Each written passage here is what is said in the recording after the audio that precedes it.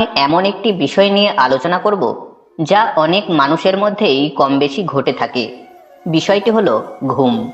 সারাদিন পরিশ্রমের পর আমরা সকলেই গভীর নিদ্রায় মগ্ন হই, কিন্তু ঘুম ভাঙার সঠিক সময় যে একজন মানুষের জীবনে কত ধরনের প্রভাব ফেলতে পারে তা জানলে আপনারা অবাক হয়ে যাবেন।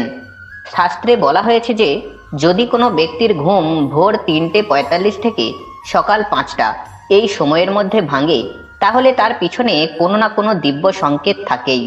এই সময় ঘুম ভাঙলে কি করা উচিত এবং এই কথাটার মধ্যে কতটা সত্যতা আছে সেটা আজ আমরা বিস্তারিতভাবে এই ভিডিওর মধ্যে দিয়ে জানব। অনেক সময় এমন হয় যে রাতের বেলায় খুব গভীর নিদ্রায় মগ্ন থাকার সত্ত্বেও ভোরের দিকে হঠাৎ করে আমাদের ঘুম ভেঙে যায়। এই রকম হওয়াকে অনেকেই খুব স্বাভাবিক মনে করে আবার ঘুমিয়ে পড়ে, কিন্তু বাস্তবে যদি আপনার ঘুম সত্যিই হঠাৎ করে এইভাবে প্রায় ভাঙতে থাকে, তাহলে এটাকে মোটেই হালকাভাবে নেবেন না। কারণ এই রকম ঘটনা আমাদের অনেক কিছু দৈবিক সংকেত দেয়। এই কথাটা 100% সত্যি যে আমাদের জীবনে কোনো কিছুই বিনা কারণে হয় না, সেটা কোনো জিনিসের প্রাপ্তিই হোক বা কোনো জিনিস হারিয়ে যাওয়া। প্রত্যেকটা ঘটনার পিছনে কোনো না কোনো কারণ থাকেই। এমনকি কোনো ব্যক্তি যখন ঘুমের মধ্যে কোনো স্বপ্ন দেখে, সে স্বপ্নেরও কোনো না কোনো কারণ থাকে। শাস্ত্রে বলা হয়েছে যে সূর্য ওঠার আগের 45 মিনিট পর্যন্ত সময়কে ব্রহ্ম মুহূর্ত বলা হয়। অর্থাৎ এই ব্রহ্ম মুহূর্ত ভোর 3:45 থেকে সকাল 5টার মধ্যেই একটি বিশেষ সময়। বিভিন্ন শাস্ত্রে এই সময়টাকে ব্রহ্ম মুহূর্ত বলা হয়েছে, কারণ এই সময়ে প্রকৃতিতে এক অভূতপূর্ণ পরিবর্তন ঘটে, যা আমাদের জীবনকে সুন্দরভাবে গড়ে তোলার ও সংবেদনশীল করে তোলার অনেক বড় সুযোগ এনে দেয়। শাস্ত্রে বলা হয়েছে এটা এমন একটা শক্তিশালী সময়, যে সময় যোগ বা ধ্যানের মাধ্যমে মানুষ তার করা সকল পাপ থেকে মুক্ত হতে পারে। এই সময়টা হলো সেই বিশেষ সময় যে সময় মানুষ তার সাধন শক্তির দ্বারা অতি কঠিন ফলও সহজেই লাভ করতে পারেন। ভগবান শ্রীকৃষ্ণ বলেছেন তার ক্ষমা, করুণা ও দয়া লাভ করার শ্রেষ্ঠ মুহূর্ত হলো এই ব্রহ্ম মুহূর্ত।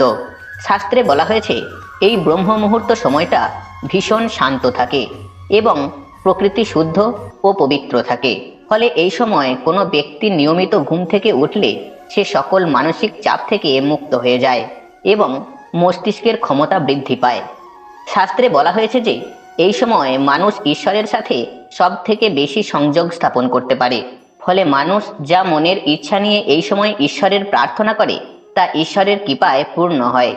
এই ব্রহ্ম মুহূর্তে নিয়মিত ঘুম ভাঙতে থাকলে অতি সত্বর বিছানা ত্যাগ করুন এবং চোখে মুখে জল দিয়ে অন্তত কিছু সময় ওম মন্ত্রে বা সূর্য মন্ত্রে বা গায়ত্রী মন্ত্রে অথবা আপনার দীক্ষা মন্ত্রে অবশ্যই ধ্যান করুন। এই সময়ে নিয়মিত একাগ্র মনে ঈশ্বরের প্রার্থনা করলে আপনার সকল মনোকামনা অবশ্যই পূর্ণ হবে। আপনি যদি সাংসারিক সমস্যা বা চিন্তার মধ্যে থেকে থাকেন, তাহলে এই সময় জপ ধ্যান করুন। দেখুন আস্তে আস্তে সকল সমস্যা দূর হয়ে যাবে, মানসিক শান্তি অনুভব করতে পারবেন, শরীর স্বাস্থ্য ভালো থাকবে এবং সারা দিন সতেজ থাকতে পারবেন। শাস্ত্র অনুসারে সাধকরা এই সময় জগতের মঙ্গলের জন্য নিজস্ব জপের ফল প্রকৃতিতে ছড়িয়ে দেয়।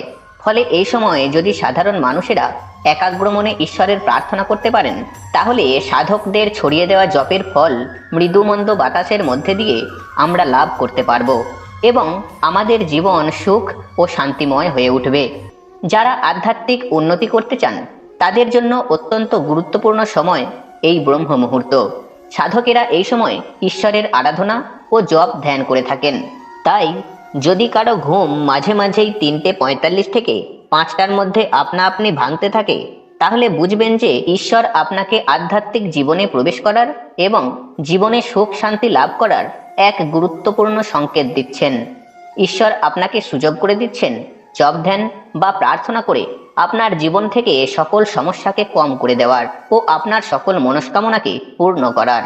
কিন্তু যদি কারোর ঘুম আপনা আপনি না ভাঙে, তাহলেও আপনারা যে কোনো উপায়ে বা দরকার হলে ঘড়িতে অ্যালার্ম দিয়েও এই বিশেষ মুহূর্তে ঘুম থেকে ওঠার চেষ্টা করুন এবং একাগ্র মনে ঈশ্বরের প্রার্থনায় মনোনিবেশ করুন। নিজের ইচ্ছার বিরুদ্ধে গিয়েও এই ব্রহ্ম মুহূর্তে ঘুম থেকে উঠে যদি একটানা 21 দিন ঈশ্বরের ধ্যান করতে পারেন, তাহলে তা অভ্যাসে দাঁড়িয়ে যাবে এবং আপনারা এর সুফলও অবশ্যই লাভ করতে পারবেন।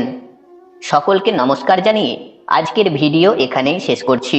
ভিডিওটি যদি আপনাদের ভালো লাগে তাহলে অবশ্যই কমেন্টে রাধে রাধে লিখবেন, আর চ্যানেলে নতুন হয়ে থাকলে চ্যানেলটিকে সাবস্ক্রাইব করে পাশে থাকবেন। নমস্কার।